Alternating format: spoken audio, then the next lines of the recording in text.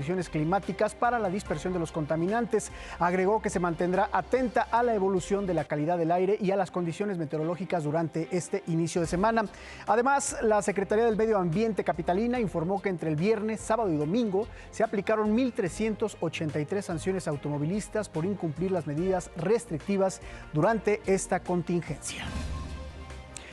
Y fíjese, en plena contingencia se registró un incendio de pastizales en Xochimilco, al sur de la capital. Alrededor de 2 hectáreas se quemaron este domingo en la zona conocida como Ciénega Grande.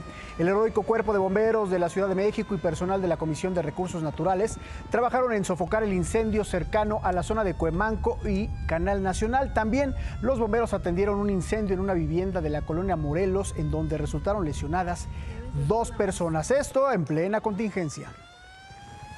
Vamos al tema del agua. Le hemos hablado del déficit en las presas que nutren al sistema Cutzamala, también de las llamadas fábricas de agua, esos bosques que se deben proteger. Ahora le compartimos el llamado que hacen quienes viven de la pesca en estos lugares a declarar la emergencia por sequía.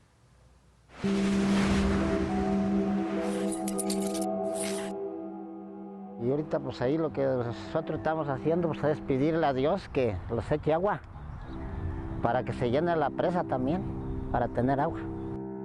Luego de más de 3 horas y mucha paciencia, don Crescencio logra sacar su quinta mojarra del día. En la presa Villa Victoria, que agoniza por la falta de agua, es cada vez más difícil la actividad de la pesca que muchas familias han practicado por generaciones para el autoconsumo. Sí, pues sí le afecta también. Por lo mismo que calienta y se mueren los pescaditos. Y por falta de alimento también, se mueren porque no hay comida para ellos. Aproximadamente 1 kilogramo de mojarra servirá para alimentar a los 9 integrantes de la familia de don Crescencio. No, pues ahí ya lo hacemos en caldito y ya que los rinda. El hombre de 57 años solo tiene trabajo 3 o 4 meses por año como peón en las parcelas. Pues el maíz y las papas y luego trabajamos en la zanahoria también, siembran zanahoria y los ocupan ahí, ya trabajamos con también la zanahoria. El resto del año, don Crescencio, originario de la localidad de Potrero de San Diego, en el municipio de Villa Victoria, Estado de México, tiene que buscar cómo sobrevivir mientras llega el siguiente ciclo agrícola, con la esperanza de que ahora sí las lluvias sean suficientes. No, pues ahorita nosotros no sabemos ni qué hacer por la agüita, pues no sabemos nosotros ahorita, más bien se lo digo porque nosotros no mandamos, que manda el alto, allá en Dios, es la que los está viendo y es la que sabe. ¿Los manda la agüita o no? Villa Victoria, una de las 3 presas que abastecen al sistema Cutzamala, junto con Valle de Bravo y El Bosque, tiene apenas 30% de almacenamiento con tendencia a la baja debido a la peor sequía de la historia, que se acrecentó por la tala ilegal, el cambio de uso de suelo para establecer campos de cultivo y las construcciones ilegales. Los ejidos y las comunidades que están en esa cuenca también han pasado por procesos de deterioro muy fuertes internos, lo que ha llevado a que sean más susceptibles de la tala clandestina, de la invasión de tierras y de la misma deforestación. Se estima que solo el 20% de la cuenca Villa Victoria San José del Rincón conserva sus bosques que sirven como esponjas para absorber el agua. En la cuenca de Villa Victoria está pelona, no sé si te diste cuenta, pero ya no hay árboles alrededor de la presa. No es que haya tala clandestina, ya no hay mucho que talar, ya no quedan árboles ahí. Justo en el vaso de la presa Villa Victoria se pueden observar construcciones en proceso sin permisos que impactan en la recarga de los acuíferos en un área natural protegida con categoría de parque estatal. La situación es tan grave y el día cero está tan cerca para el Valle de México que organizaciones de la sociedad civil y expertos advierten sobre la necesidad de que el gobierno declare una emergencia por la sequía. La declaratoria de emergencia o de desastre, porque esto es un desastre, está en la ley de protección civil. Lo tendría que hacer el gobierno federal. La Conagua tendría que hacer una declaratoria para entonces que todos los actores se vuelquen hacia mirar el problema y ver qué solución en el corto, mediano y largo plazo se le da. En la cámara, Elías Mateos para Imagen. Ernesto Méndez. Fíjese que las lluvias ocurridas en días pasados dieron un ligero respiro al sistema Cutzamala. El almacenamiento se mantuvo en el nivel reportado de la semana anterior. Sin embargo, no logró recuperarse. Al momento, las presas que conforman el sistema Cutzamala están al 38% de su capacidad. De acuerdo con el organismo de Cuenca Aguas del Valle de México, habrá que esperar a la temporada de lluvias para que inicie su recuperación. Tenemos el escenario simulado con un gasto de 9.2 metros cúbicos por segundo, en el cual el 26 de junio tocaría su nivel más bajo, sin embargo, ligeramente toca el nivel mínimo de operación o libra el nivel mínimo de operación y se esperan posteriormente las lluvias para que inicie nuevamente la recuperación del almacenaje de las presas del sistema Cutzamala. Y mire, de acuerdo con el monitor de sequía de la Conagua, la sequía extrema en México se intensifica. 10 estados se encuentran en la categoría más grave. Estos son Chihuahua, Durango, Coahuila, Nuevo León, Sonora, Zacatecas, San Luis Potosí, Aguascalientes, Guanajuato e Hidalgo. En otros temas, otra elefanta fue rescatada del abandono. Se trata de Annie. Esta elefanta estaba encadenada y sin acceso a agua y alimento en un predio de Lagos de Moreno, Jalisco. Vea usted. Estoy parado en la carretera que corre de León a Lagos de Moreno, en donde hay una elefanta africana que está contenida. Aquí la gente del circo colocó esta barrera de campers para poder controlar al animal. Es importante conservar esta especie que está en gravísimo peligro de extinción. La polémica surgió por este video que denunciaba las supuestas malas condiciones en que vive la elefanta Annie en una finca ubicada en la carretera Lagos de Moreno, León. Ella era parte de los atractivos del circo Aurelio Ataide, hasta que la ley prohibió el uso de animales en espectáculos circenses en el año 2015. Personal de la Profepa, acompañados por elementos de la Guardia Nacional y Ejército Mexicano, han llegado hasta el acceso principal a esta finca, mostrando una orden de inspección para ingresar y verificar las condiciones en que se encuentra este ejemplar. El zoológico de León se hará cargo del cuidado de la elefanta Annie, la cual se supo que vive en una propiedad privada que tal vez no sea la más conveniente para un ejemplar de ese tamaño. Tenemos las instalaciones, a los veterinarios, tenemos el alimento adecuado y creo que se le podría dar mejor vida. No obstante, su permanencia en el sitio será temporal, ya que se espera que pronto se liberen los permisos para que Annie pueda ser trasladada al santuario conocido como Minca Elephant Ranch en Florida, Estados Unidos. Ya está el permiso de México para que el animal sea exportado y en Estados Unidos están estudiando todo, dónde va a ir, si tiene condiciones, la cuarentena dónde va a ser, se va a hacer un análisis, van a viajar para acá y van a analizar el animal. Y estamos precisamente todos de acuerdo en que la principal preocupación es el cuidado del animal. Para Imagen, Luis Negrete, Toledo. Y mire, hay que recordar que desde 2015 en México se prohibió el uso de animales en los circos, pero ¿dónde están dichos ejemplares? Vea usted la siguiente historia. La prohibición de circos con animales en México fue un hecho histórico para la defensa de sus derechos. Pero ¿qué ha pasado 9 años después con todas estas especies que vivían en esclavitud? En 2015, la Secretaría de Medio Ambiente y Recursos Naturales registró 1,298 animales en 80 circos del país. Quien debía verificar que los circos ya no utilizaran a los ejemplares en sus espectáculos es la Procuraduría Federal de Protección al Ambiente. En 2014, la Profepa se comprometió a garantizar el bienestar de las especies, vigilando que los dueños de estos centros de espectáculo no vendieran los animales a particulares. Sin embargo, no fue así, y actualmente menos de 300 especies que habitaban los circos están vivas.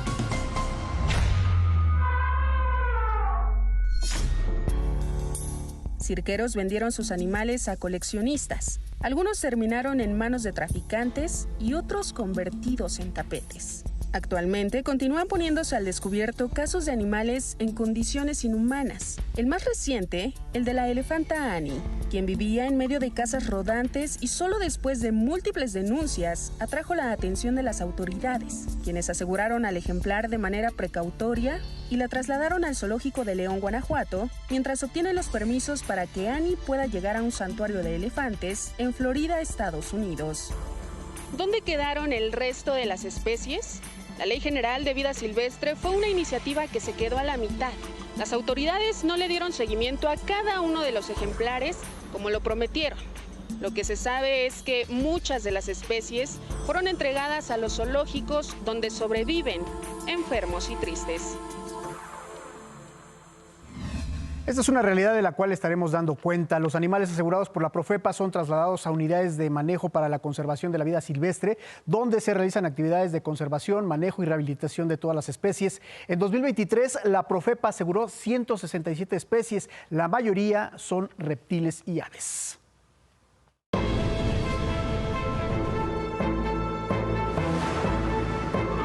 Vamos a la mesa de asignaciones de Grupo Imagen. Saludo a mi compañera Isabel González. Con mucho gusto. Adelante, Isabel. Información relevante.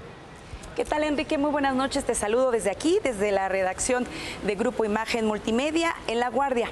Te comento que conforme se acerca el 1 de marzo, fecha que marca el inicio de las campañas electorales y la elección presidencial del 2 de junio, la Iglesia Católica en México acrecenta los llamados para construir la paz y vivir un proceso electoral transparente.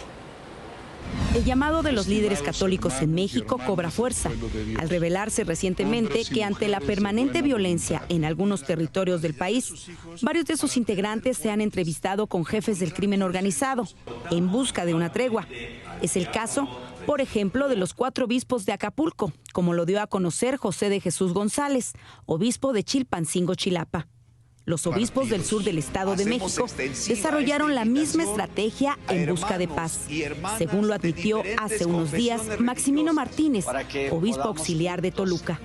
Es en este contexto que la Conferencia del Episcopado Mexicano pidió a cada ciudadano con más de 3 meses de anticipación salir a votar en los comicios del 2 de junio para elegir a quienes verdaderamente busquen el bien de México como gesto de servicio, justicia y paz.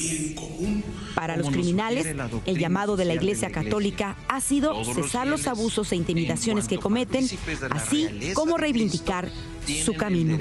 Y el deber de participar en torno a las gestiones de dirigentes religiosos en pro de la paz, hay opiniones coincidentes, pero también voces en desacuerdo. Veamos. Siempre los sacerdotes, pastores, integrantes de todas las iglesias participan, ayudan en la pacificación del país. Lo veo muy bien. En este país puede haber obispos que representen a Dios y puede haber obispos que representen al diablo. Ya no sabemos a quién representan. El embajador de Estados Unidos en México, Ken Salazar, señaló desde sus redes sociales que se reunió con líderes religiosos para conocer sobre la realidad que viven en sus comunidades. Indicó también que es importante que sean parte de la mesa de seguridad para fortalecer el trabajo conjunto y proteger, dijo el embajador, pues el bienestar de ambas naciones. Sin duda relevante lo que ocurrirá seguramente en estos siguientes días, una vez que arranque ya la campaña formalmente el próximo 1 de marzo. Gracias, Isa. Muy buenas noches. Hasta luego, buenas noches.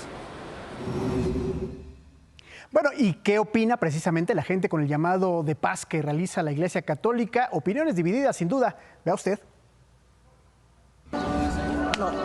No me parece que mezclen la política y la religión. Sí, porque pues sí es necesario. No, porque al final no tendría por qué la Iglesia inmiscuirse en cuestiones de que le correspondieran al Estado. Pues estoy de acuerdo en el llamado a la paz, pero debería de ser siempre, no solo en la previa a una elección. Independientemente de que sea la Iglesia Católica o cualquier otra religión, pues un llamado a la paz siempre es importante, ¿no? No importa la institución, no importa quién lo diga. La paz es importante. Yo creo que no tiene nada de malo un llamado a la paz, porque sea lo que hace falta en este mundo es eso, la paz. Usted, amigo del auditorio, tiene la mejor opinión al respecto. Por cierto, inicia la cuenta regresiva para el arranque de las campañas presidenciales. En los llamados cuartos de guerra de Claudia Sheinbaum, Xóchitl Gálvez y Jorge Álvarez Maínez se ponen al punto sus respectivas estrategias. Este 1 de marzo inicia formalmente la carrera electoral por la presidencia de la República. Claudia Sheinbaum, Xóchitl Gálvez y Jorge Álvarez Maínez tendrán 90 días para buscar convencer a la ciudadanía de votar por ellos.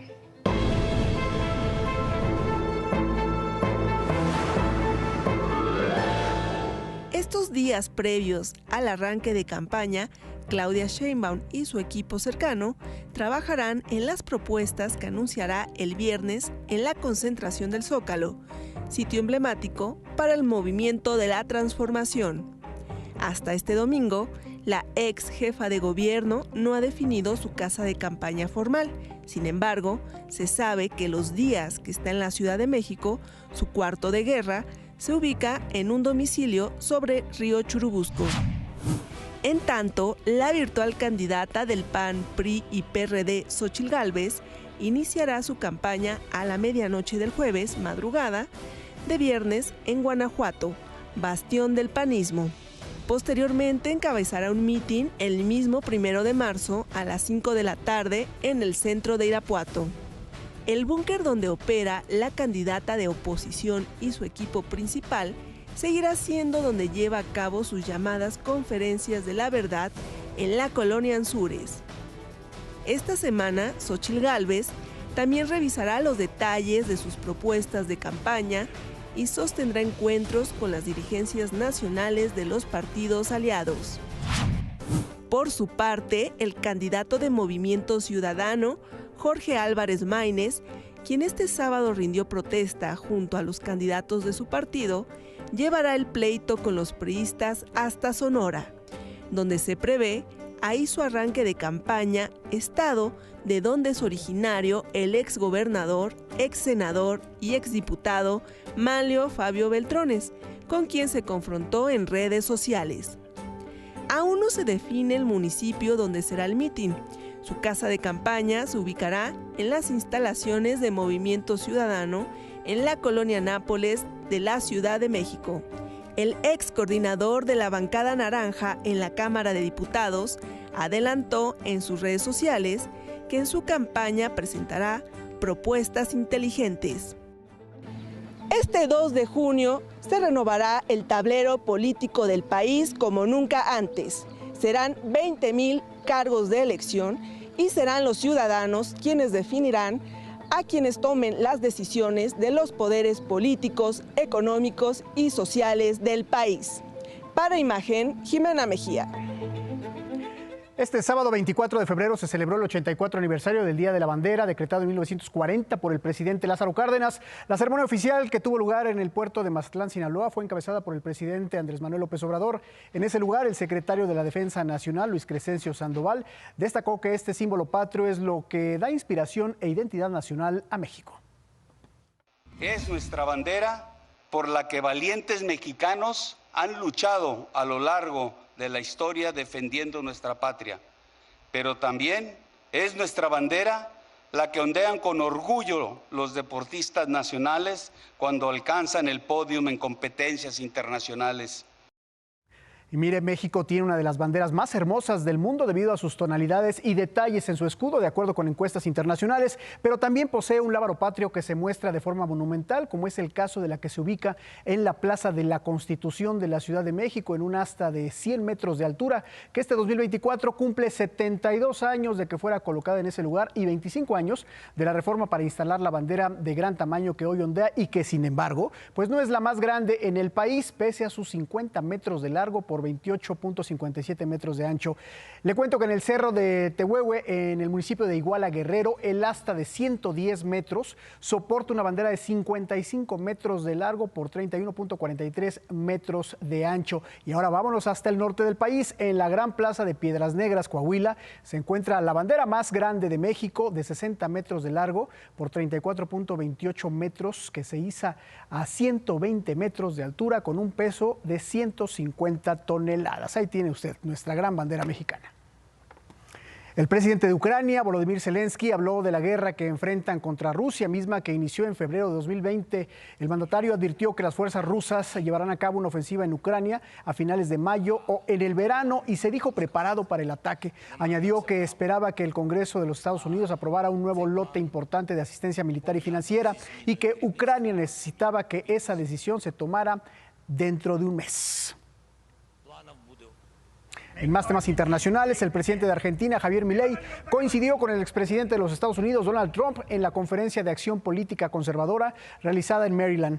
Durante su participación, el mandatario argentino señaló que el occidente está en peligro dado el avance de las ideas socialistas. Por su parte, en su intervención, el aspirante a la nominación del Partido Republicano para un segundo mandato en la Casa Blanca elogió al jefe del Estado argentino y lo describió como el verdadero "hagamos a Argentina grande de nuevo".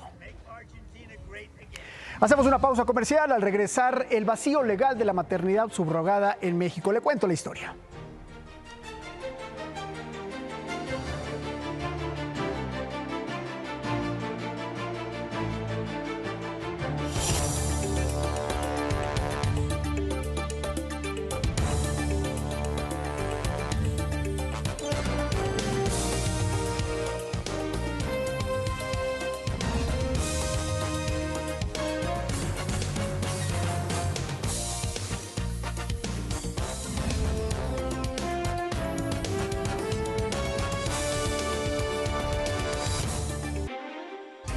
Le cuento esta historia. En México son más frecuentes los casos de maternidad subrogada. Sin embargo, esta técnica de reproducción humana asistida se realiza entre lagunas legales. Sectores académicos y de investigación urgieron al Estado y al Poder Legislativo a crear un marco jurídico que regule la maternidad subrogada en México. La también llamada gestación de alquiler es cuando una mujer se embaraza con un embrión fecundo de otra pareja, es decir, que presta su vientre para la reproducción del feto hasta que nace. Se ha detectado que en nuestro país existe el turismo médico de la reproducción, práctica que consiste en que extranjeros busquen el servicio de un útero para gestar, aunque también lo solicitan heterosexuales mexicanos o parejas homosexuales. La doctora María de Jesús Medina, miembro del Instituto de Investigaciones Jurídicas de la UNAM, señaló que en la mayoría de los casos es imposible llevar un registro de quienes llevan a cabo esta práctica, los espacios habilitados para tal fin, los costos o incluso el destino del bebé recién nacido. Las iniciativas que se han presentado al Congreso, a la Cámara de Diputados en particular y en el Senado, han sido restrictivas. Y entonces cuando estas se ponen a consideración y a discusión de la sociedad y de los grupos precisamente que llevan a cabo estas técnicas y tecnologías de reproducción asistida en nuestro país, pues hacen observaciones, ¿no?, de todos los sesgos que puede tener una regulación que no esté amplia en nuestro país en este sentido.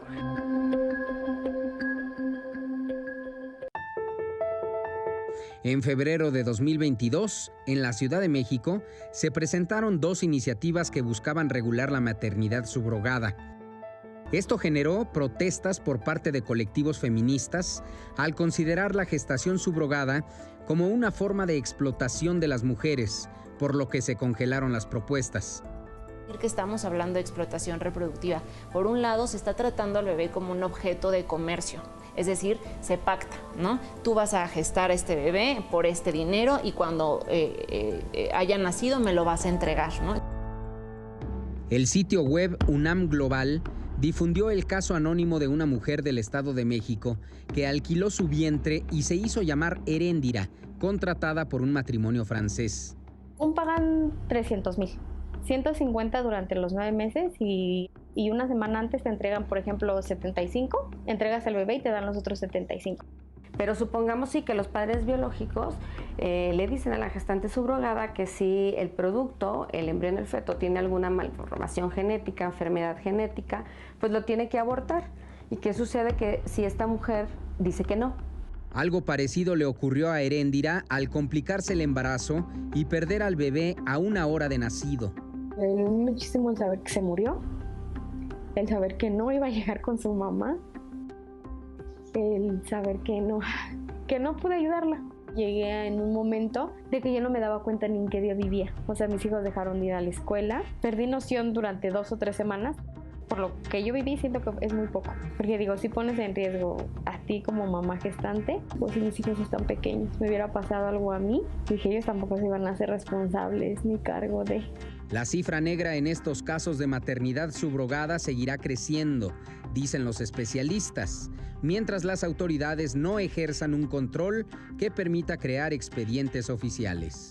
Para Grupo Imagen, Atalo Mata, Otón. En México, solo 2 estados permiten los procedimientos de gestación subrogada. Se trata de Sinaloa y Tabasco. Tabasco es uno de los estados de la República donde la subrogación de vientres está legislada para su libre ejecución, con una regulación que ha ido cambiando desde 1997 que entró en vigor en el territorio estatal. Sin embargo, en 2016 se reformaron las leyes estatales para restringir la maternidad subrogada únicamente a ciudadanos mexicanos, prohibiendo así su acceso a extranjeros. Además, se establecieron requisitos más estrictos para los padres intencionales y las gestantes subrogantes, incluyendo la necesidad de que ambos sean mexicanos y que al menos uno de los padres intencionales tenga un problema de infertilidad comprobado, prohibición que en agosto de 2023 fue derogada por la Suprema Corte de Justicia, bajo serios cuestionamientos por parte de las autoridades locales. Y es que dicho proceso es un negocio sumamente lucrativo para despachos de abogados, clínicas de fertilidad y, por supuesto, para decenas de mujeres que alquilan su vientre por necesidad económica.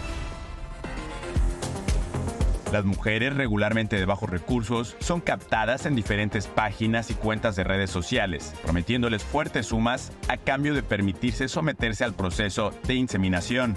Entre los requisitos que piden las clínicas y agencias se encuentran no haber tenido más de 2 hijos nacidos por cesárea o más de 4 de forma natural, no rebasar los 35 años, encontrarse en buen estado de salud y no tener sobrepeso.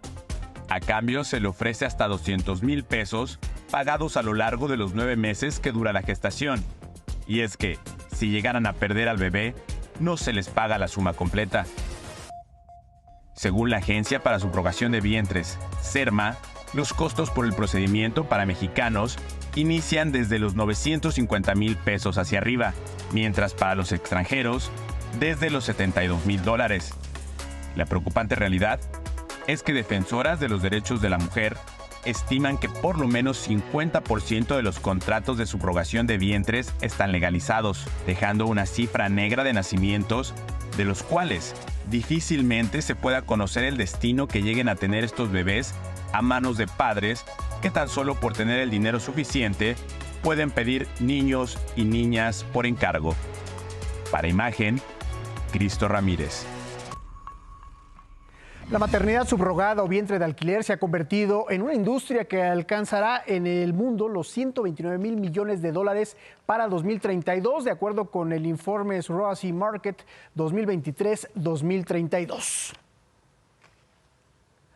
En más información, a partir de hoy les estaremos presentando el avance que llevan las obras que se realizan aquí en el Valle de México y sus plazos para concluirse en estos próximos meses. Por ejemplo, el Centro de Transferencia Modal CETRAM en Indios Verdes se encuentra en rehabilitación para mejorar la movilidad de alrededor de 1.100 millones de personas.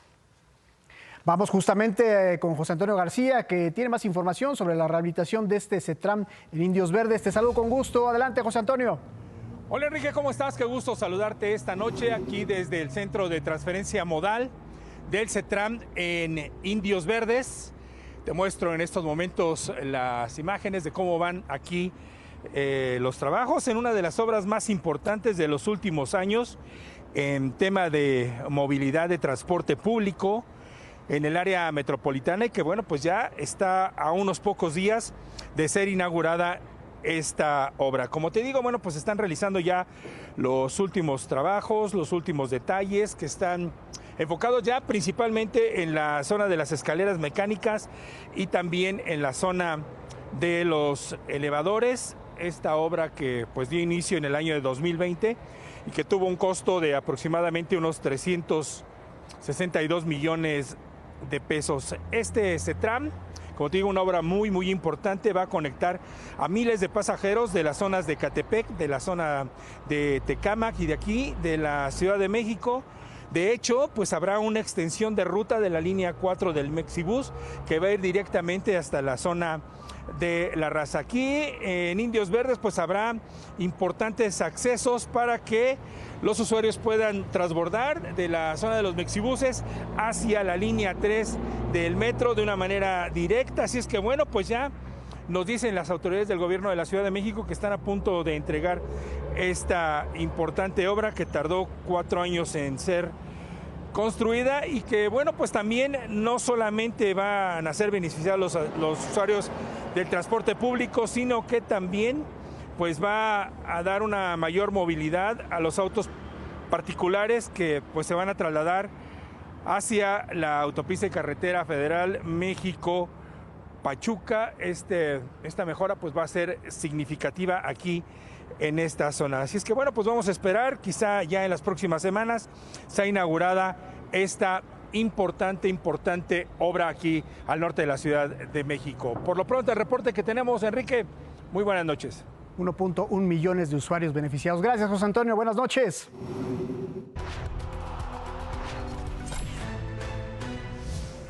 Al menos 10 personas fallecieron durante la madrugada del sábado en la carretera 75 de Río Verde, San Luis Potosí, a la altura del kilómetro 17. Una camioneta se impactó contra un tractocamión. En Acapulco, Guerrero, 2 sujetos incendiaron un autobús de pasajeros sobre la avenida Ruiz Cortines. Los presuntos delincuentes rociaron gasolina y prendieron fuego a la unidad. No se reportaron víctimas. Civiles armados dispararon contra familiares de internos de la cárcel distrital de Cuautla. El saldo, una mujer sin vida y 3 más lesionadas. 5 de los atacantes fueron detenidos. Elementos de la Policía de Investigación detuvieron a un hombre de la tercera edad vinculado con 5 intentos de robos en bancos. El hombre de 62 años dejaba cartas con amenazas a los empleados. Agentes capitalinos detuvieron a 4 hombres por colocar trampas en los cajeros automáticos, conocidos como desplazadores, en calles de la alcaldía Gustavo Amadero. Tenían en su posesión 40 tarjetas bancarias. Vamos con la agenda de la semana, los temas que se convertirán en noticia en estos siguientes días. Arrancamos, comienza en Acapulco el Abierto Mexicano de Tenis, que ayudará, por supuesto, a recuperar la economía luego del paso del huracán Otis en octubre de 2023. También se inaugura el tramo 5 del Tren Maya, que va de Cancún a Playa del Carmen y que tiene como longitud más de 50 kilómetros de vía, que está electrificada. Inician también las campañas electorales para este próximo 1 de marzo. Se van a elegir 19.746 cargos locales y 629 federales, incluyendo, por supuesto, la presidencia de la República. Ya nos vamos. El Salón de Ginebra cumple 100 años este 2024 y volverá a su ciudad natal después de celebrarse durante 5 años en Qatar. Por otro lado, mañana inicia el Congreso Mundial de Tecnología Móvil en Barcelona. Nos dejamos con este video. La empresa tecnológica Honor desarrolló una aplicación de inteligencia artificial que le permitirá a una persona encender un vehículo eléctrico, apagarlo, moverlo para atrás y adelantarlo solo con la mirada y utilizando su celular. Nos vamos. Buen inicio de semana.